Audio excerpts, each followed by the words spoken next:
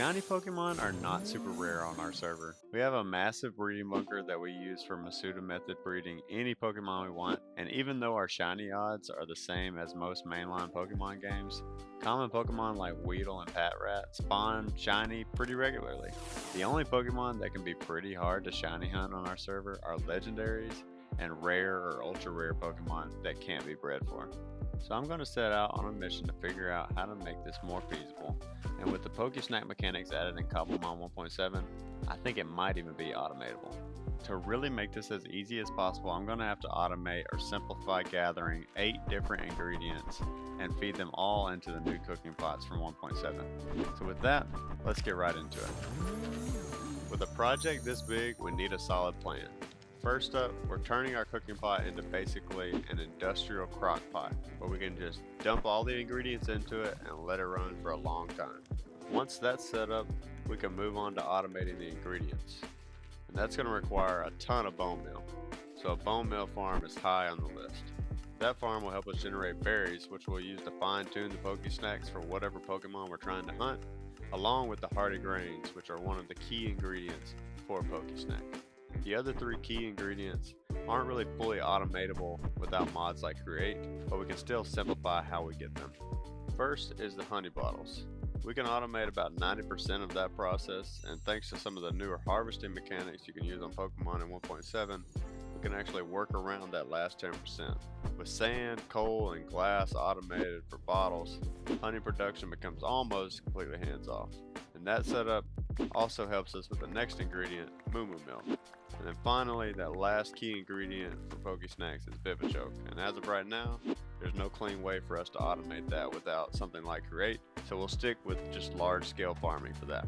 One optional addition to this is gold, since golden apples are actually one of the best modifiers for rare shiny hunting. And now that we've gotten this plan laid out, let's get to work. Alright, so here we are in the basement of our mega base, and as you can see, I already have a few things set up here. We have this little pipe here with kind of 4 main parts right now. First is this little box here, which is actually a nether portal that has honey bottles from our bee farm coming through it into our main storage over here, with the storage pipe just going straight up into the main storage. And then we have this little bone meal farm that keeps breaking right here in the middle for whatever reason. I think it has something to do with our server tick speeds and how I kind of set up my chunk loader. It doesn't really matter all that much because we have so much bone meal in the main storage at this point that we should be good for a long time. And then the last thing here is this little depot, which I plan to eventually have dropping a portion of everything that is headed into our main storage into all the farms that we have out here in this big open space. So now my first plan is to kind of fix up these pipes and get them looking pretty good, and then we'll start working on the actual Pokesnack automation that all these will need to feed into.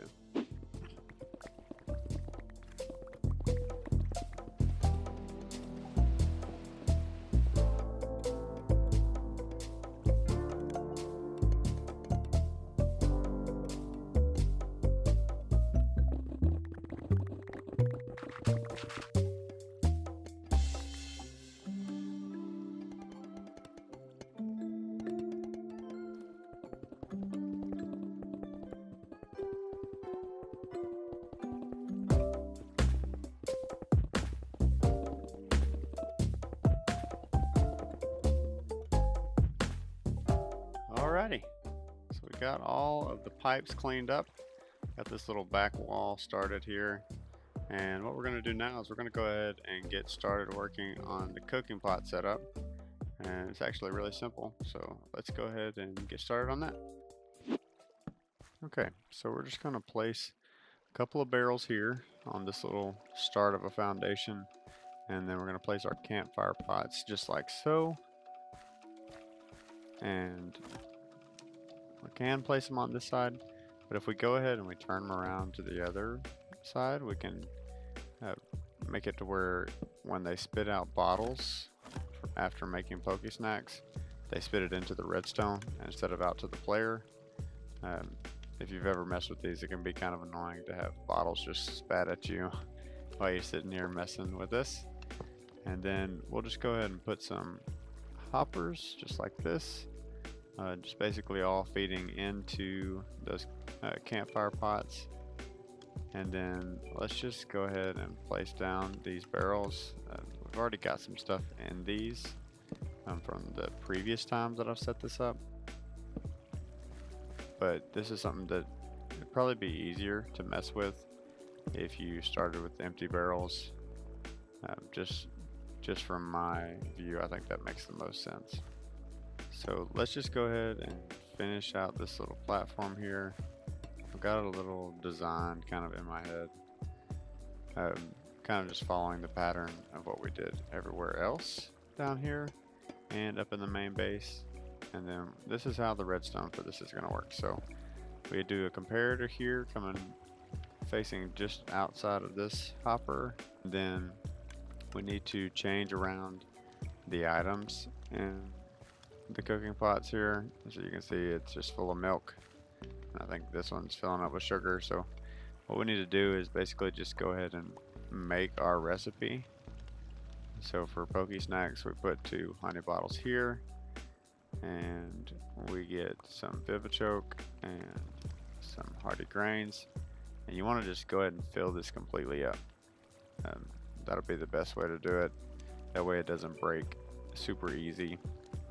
There's not a surefire way to make this work all the time. But there is a way to kind of stop it if it runs out of items. So that's what this comparator is here for. So next we want to go into the hopper here. Basically just put 1 stack of each item that should be feeding into the campfire pot. So we got milk, honey, Vivichoke, and Hearty Grains. And then this last one, we just want to put a stack of something that shouldn't go into the campfire pots. Here I ended up just putting 1 block, but really just get like a stack of dirt or something like that, and that's the best way to do it. And we'll do the same thing on the other side, and we'll actually go ahead and change this so that it's a Poke Snack as well, because I haven't really found a good use for the Poke Cakes. Okay, so once we get your ingredients fed into your hoppers and your cooking pots just right, you just go ahead and put down a redstone like this, 2 comparators like this, and this piece can be a little bit like scary to some folks that are kind of new to redstone, but I promise you it's pretty simple. And basically these comparators read the 2 lecterns here whenever you put a book open to a certain page on them. And we're actually going to end up opening these to 13. Right now we open them to 11 just to kind of test some things out, but you'll set those lecterns to a certain page based on the redstone that's feeding into the subtraction side of the comparator, and we'll right click our 2 comparators to turn them into subtraction mode. And then basically right now what's happening is it's saying, okay, the input to the side versus the input to the back of the comparator, we'll subtract those 2 and then output whatever that equals. So for our instance, we just want it to equal 1 if we have plenty of resources in our 2 hoppers here, and then 0 if we don't have enough resources. So that first comparator is just reading the hopper. In an ideal scenario, you're full on resources, so you're at 15 and 14 like we have here coming out of this first comparator. And then we'll put a redstone torch on the block that our second comparator is pointing at. And that basically just means whenever we're full, we want the cooking pot to run. So you see that cooking pot just closed, and that's what we want. So we do that on both sides, and that's pretty much it. Then you should be able to turn over here and look at your cooking pots. You can see that it's running now. So we got regular Poke Snacks. And if you ever want to turn this off, you can just click that button just like that, and it won't start back up until you tell it to. So now here in our barrels, we need just a couple of things. We need a magnet upgrade and a hopper upgrade. If you're not using sophisticated storage, then you just need a couple of hoppers to catch stuff. And you'll probably want your campfire pots to face outward so that your glass bottles spit onto your hopper there. And then let's just go ahead and we'll just clean this up just a little bit more. Get it looking a little bit prettier.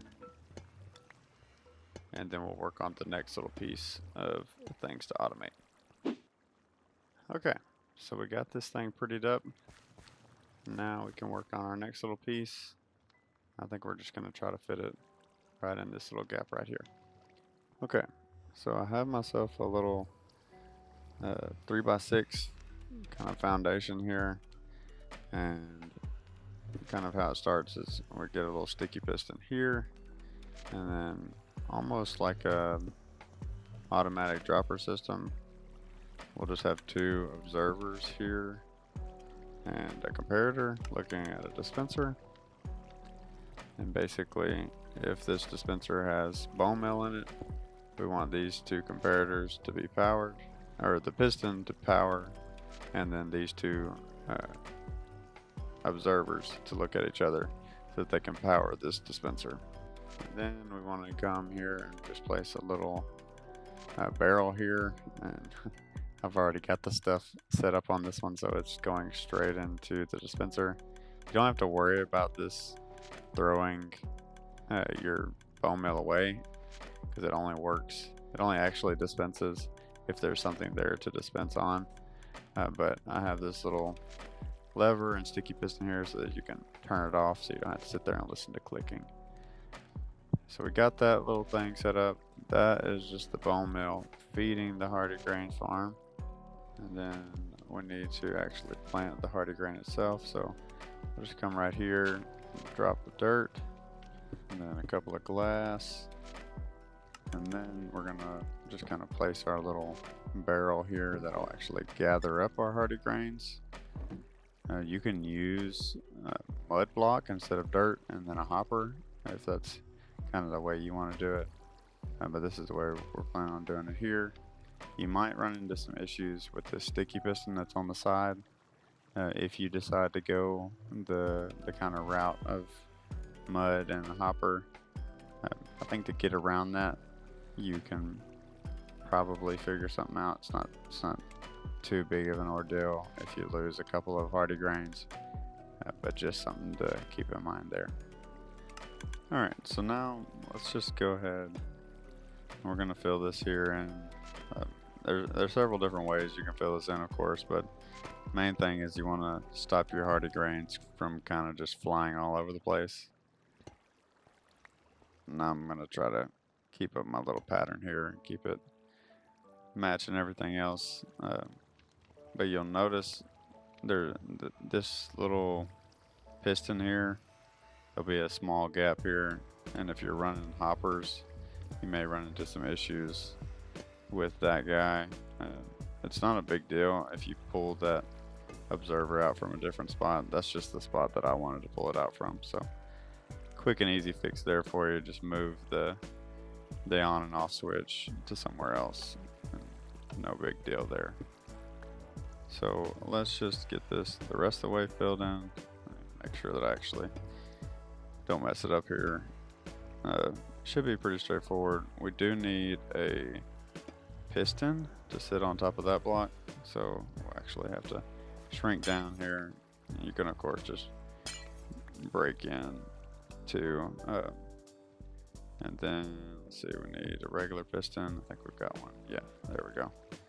So we'll just place a regular piston there, and that's going to be what breaks our hardy grains. And then we can go ahead and fill this glass back in here. Actually, let's go ahead and let's place the hardy grains before we get too far ahead of ourselves and don't have to break in here again. So a little bit of water, a hardy grain, and then block it up. And you should be able to flip this switch on now, and it'll grow it fully. But we'll just wait just a second. Let's get this redstone here run to the back. So whenever we have some bone meal in our dispenser, basically just want a little timer here that activates the piston after a certain amount of ticks. So we'll set up a repeater here and then a repeater here, and then there'll be an observer that we face into this, and that's just so we don't have a delay on the piston. It just kind of clicks and then it breaks the deal. So we'll shift these all the way to 4 on both of them. There's probably some different timings that you can do, but this is just the one that I found works for me. And then we just connect that up with some redstone. We should be good to go. We'll fill that in, and then we'll flip our little lever here. And you can see it grows the hardy grains and then breaks them. And then pretty much for every bone meal, we get a hardy grain. So most of the time we get a hardy grain and a half, just about. So if you feed it a stack of bone meal, generally you'll get about a stack and a half of hardy grains. Maybe a little bit less than half, but close to like 70-ish, 75-ish hardy grains for a stack of bone meal, which is, I think, a pretty good rate. Okay, so now we're going to work on our next little couple of things here. So for the Poke Snacks, we need some ingredients, and some of the best ingredients are berries, or at least some of the easiest to automate are berries. This is the kind of setup that I'm thinking. We've got an observer, we've got 2 dispensers, and then 2 barrels. So these 2 barrels, one will be bone meal, and then one is the berry collection. And these 2 dispensers, one will feed bone meal, and the other one will dispense shears, which would actually shear the berry bush so that we can collect the berries. Okay, so one thing we need to do, I want to just have this run anytime there's bone meal in here. So we'll put, similar to our hardy grain farm, so a little observer and comparator system here with the little sticky pistons on both ends. We'll need to put a sticky piston down below this little observer. I think we could just jump. Yeah, there we go. Okay, so then if we take some of this bone meal out, throw it in here. It's not going to go in yet because we didn't put a hopper upgrade on that dropper, but there we go. Yeah, that works. And then we need something. Basically, I think we could just run straight up redstone, maybe from here to here. Yeah, maybe we should put a repeater. We'll put a repeater just in case. We might end up deciding that that doesn't actually matter, but no big deal. We'll run that repeater there, throw the shears in there, and oh, these are droppers. Oh my gosh. Okay, let's change these to dispensers. Okay, let's drop this like that, and then drop one here, and then now we can refill this. There we go. So that's working, and then we'll put our shears here, and then we can just grab, oh, pick that back up. Grab this, drop it in our dispenser, and now stuff's flying all over the place. And there you can see it's shearing. I think they've actually made it to where it takes a lot more bone meal to fully grow a berry bush, which is probably a good thing considering Poke Snacks and everything. But it definitely makes this burn up a lot more bone meal than some of the other stuff. So I don't know if we'll fully run bone meal into each of these automatically. We may just keep that kind of manual and just drop a stack in every once in a while or something, but kind of play that up by ear later.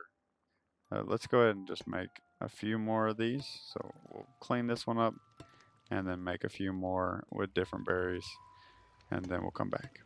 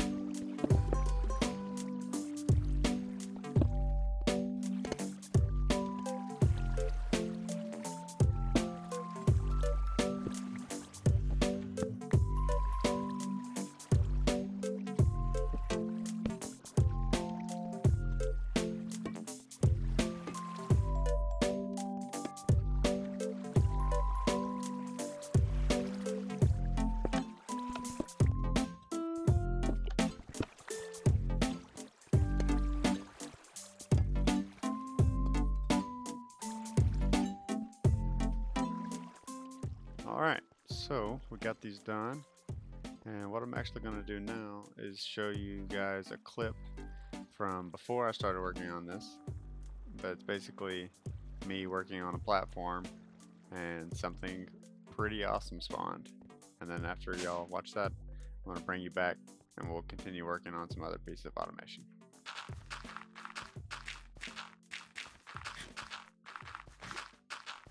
This probably would be faster. Oh, a shiny. Oh my gosh. A shiny Latias. Oh no, no. Oh my gosh, dude. Do I have? Okay. I gotta be so careful. Oh my gosh, dude. What? A shiny Latias. Well, I just take everything back about what's gonna be my new flyer. This guy has to be the new flyer. Oh, please don't kill me. Okay. Oh, I'm like too scared to even do Shadow Sneak.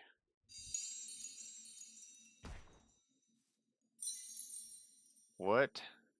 Dude, if I kill this guy, I'm gonna be so upset.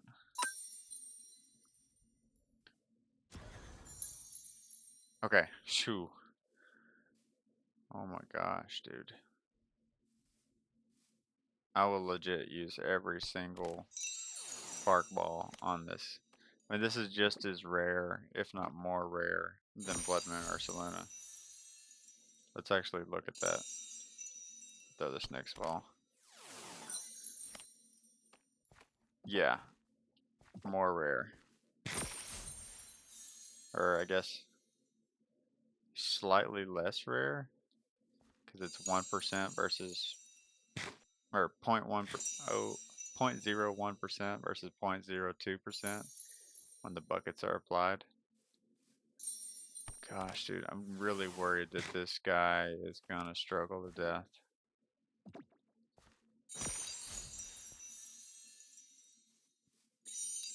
I think he's huge as well.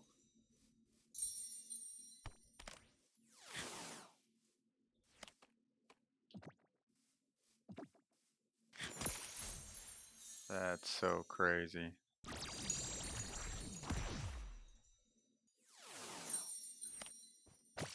Oh, critical? Dude, let's go! We just got a freaking shiny legendary. Check this guy out. Let's get him healed up. Oh my gosh. Okay, throw the tiny in there. Let's see what size he is. Huge. Oh my gosh. Please don't be too big to ride. He's too big to ride. Oh my gosh.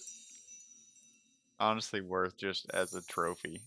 Like, oh my gosh. What an awesome moment. I honestly did not expect to catch a shiny legendary in the video. I was more so just going to be trying to show you guys through what I did to make a bunch of legendaries and a bunch of shinies spawn on that platform. But the fact that I got a shiny legendary just makes the video all the better. So if you noticed during that clip, I actually had a lot of Pokesnacks on the platform. And most of those Pokesnacks I was actually using enchanted golden apple Pokesnacks. And we've gotten just a ton of enchanted golden apples over the time that we've spent on this server. But that's the reason there were so many legendaries on that platform, and the reason that we ended up getting that shiny Latias.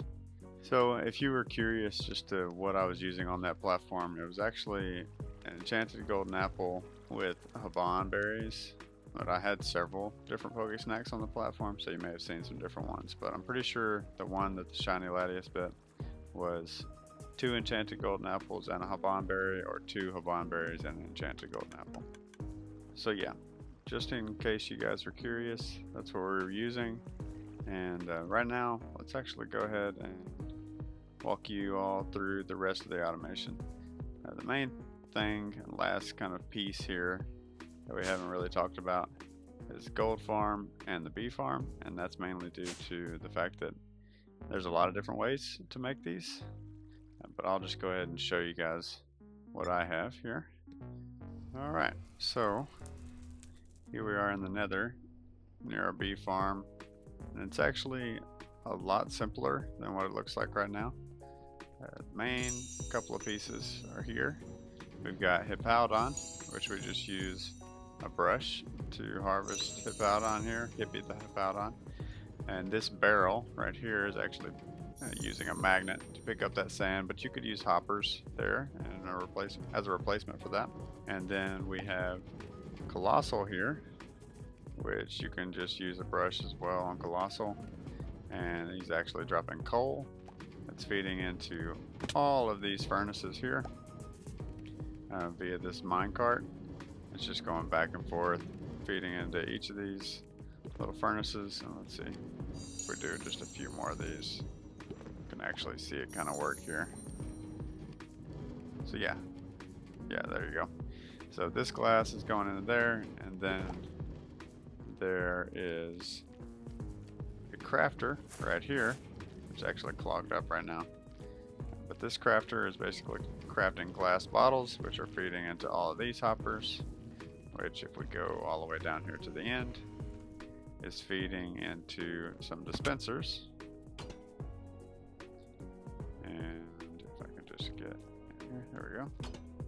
And these dispensers go, basically they're pointed down at these beehives. And when they harvest the beehive, all of the honey bottles flow back the other way and then go into this little dropper system. So if we see here, let's actually just take this, we'll throw these in there. There we go. And see, it just shot that through the nether portal and then went back to our main base. So super simple setup there. You can see that it's kind of clogging up here and there, and I think that's mainly due to the fact that I didn't really optimize this. I just kind of threw it together and hoped for the best. I didn't watch a video or anything on it. I just tried to come up with my best guess of how this worked. So I'm sure there are some videos out there that make a better honey bottle farm, and definitely a prettier honey bottle farm than this. So definitely go check those out. And then if we come right over here, which is just a little ways away from our bee farm, take this little elevator up. This is actually our gold farm. So if you're trying to use regular golden apples, a gold farm is definitely the way to go. And these are actually really simple to set up as well. So I'll just go into free cam here so you can get a little better idea. But basically there's turtle eggs that we placed here in the center, and then magma blocks keep the pigmen spawning pretty regular.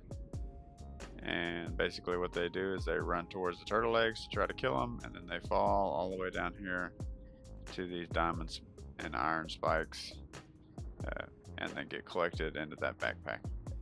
But yeah, that's pretty much it as far as things to automate.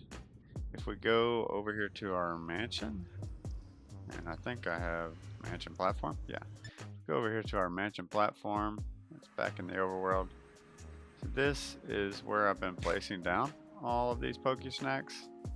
And the reason you do something like this is so that you can kind of limit the spawns to certain things. What I really wanted to get was a shiny Blood Moon Ursaluna, so I'm still on the hunt for that.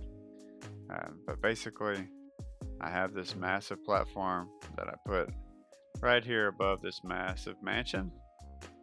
And the idea here is that eventually, I keep riding the cart round and round and waiting out on this platform, making new Snacks. Eventually I'll get myself a shiny Blood Moon Ursaluna, which is another one of those ultra rare Pokemon that you can't breed for when you're trying to get shinies.